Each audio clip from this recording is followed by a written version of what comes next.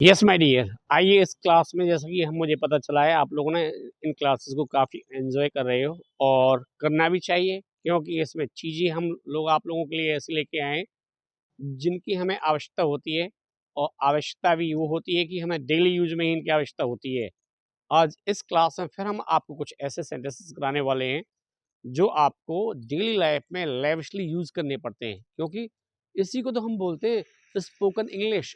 Spoken English यही होती है। तो इसमें आज जो सीखेंगे वो क्या सीखेंगे, कुछ ऐसे सेंटेंसेस हम लोग डिस्कस करेंगे जिन्हें आप आसानी से सीख सकते हो, बोल सकते हो और अपनी इंग्लिश की फ्लुएंसी को अप कर सकते हो, इसे और बढ़ा सकते हो।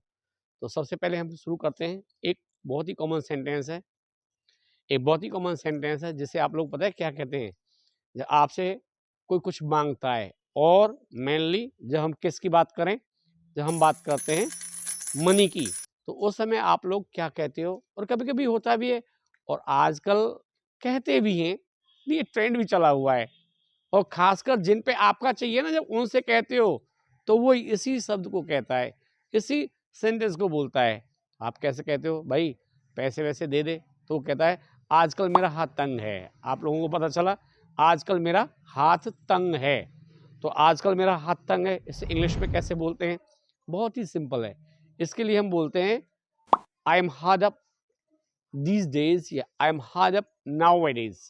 यदि आप लोग चाहें नाउ डेज इसको बिगिनिंग में लगाना चाहें वहां भी लगा सकते हैं, और यदि आप इसको एंड में लगाना चाहें वहां भी लगा सकते हैं। जो इंग्लिश प्रेमी है, अगर वो पूछना चाहते हैं ऐसा क्यों होता है, तो उसका भी शानदार आंसर है।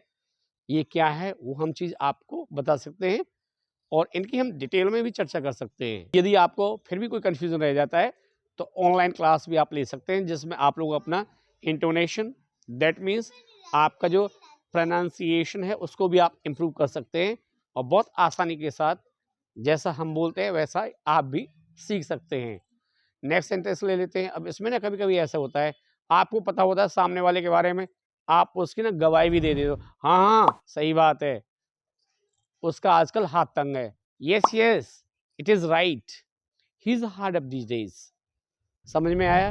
हाँ हाँ ठीक कह रहा है, आजकल उसका हाथ तंग है। Yes yes, he is right.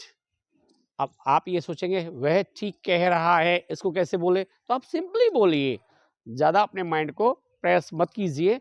Yes it's right, he is hard up these days. यहां तक आप लोगों को समझ में आया? इसी को अब आप लोग चाहें जिसमें यूज करके वहां बना सकते हैं, क्यों इतना तो आपको पता ही होता है। भाई ही के लिए, वह के लिए ही लगाते हैं, लड़की होती तो शी लगाते हैं। ये कोई ज़्यादा बड़ा नहीं है जो आप लोगों को यहाँ समझाया जाए। अब आता है इससे आगे एक बहुत ही गजब का और कॉमन सेंटेंस है, इसे हम इतना लेविशली यूज करते हैं, पल पल में इसकी हम लोगों को आवश्यकता होती है। वो पता है क्या होती है? आप किसी से कुछ कहते हो, वो आपकी बात को इग्नोर कर देता है, वो आपकी बात को नहीं सुनता है, वो आपकी बात को नहीं मानता है। तब आप लोग क्या करते हो? आप लोग इसी सेंटेंस का इस्तेमाल करते हो। कैसे करते हो? नहीं मानेगा, इसे कैसे बोलते हैं? तो इसको ना हम इसको हम डबल सेंस में यूज करते हैं। एक तो आप उसको अपने साथ सहमत कर रहे हो, आप कुछ करना चाहते हो, वहां उसे आप राजी करना चाहते हो, तो उसके लिए हम लोगों को क्या यूज करना होता है? वो हम अग्री, इसी वर्ब का यूज करते हैं। और जब वो आपकी बात को नहीं मानता है, दैट मीन्स वो आपको फॉलो नहीं करता है, तो हम इसे कैसे बनाते हैं? हिंदी में क्या बोला था? नहीं मानेगा, इंग्लिश में कैसे बोलते हैं? इंग्लिश में बोलते हैं want you follow, want you follow. समझ आया? अब इसी को हम एक डायलॉग में और यूज करते हैं। दैट मीन्स एक सेंटेंस और है जिसे भी हमें बोलना पड़ता है। मुझे पता है तू मानेगा नहीं, मुझे पता है तू नहीं मानेगा। इसके लिए हम क्या यूज करते हैं? I know you want follow. कैसे बोला? I know you want follow. यदि आप ये कहते हैं तुम मेरी बात नहीं मानेगा, तो इसको कैसे बोलते हैं? Want you follow me, want you follow me. समझ आया? इसी सेंटेंस की हमें एक बार और आवश्यकता पड़ती है, और वो कब पड़ती है? क्योंकि अक्सर कर ऐसा होता रहता है फैमिली में, जब जो सिबलिंग्स होते हैं उनके बीच में कभी हो सकता है पेरेंट्स अधिकतर इन चीज़ों को यूज़ करते हैं।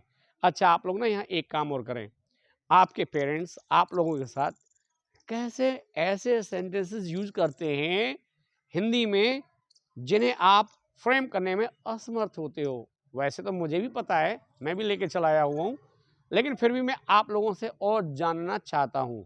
अब जो नेक्स्ट लेंगे वो क्या लेंगे?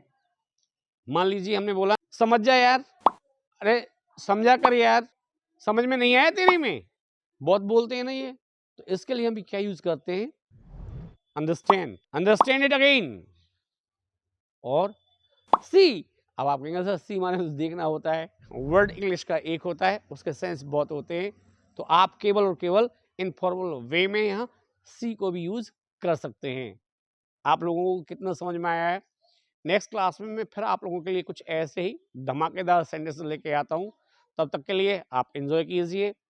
As I have taught you all these sentences, you must utilize them in your own life, and you must prove yourself. Yes, you also a very fluent speaker.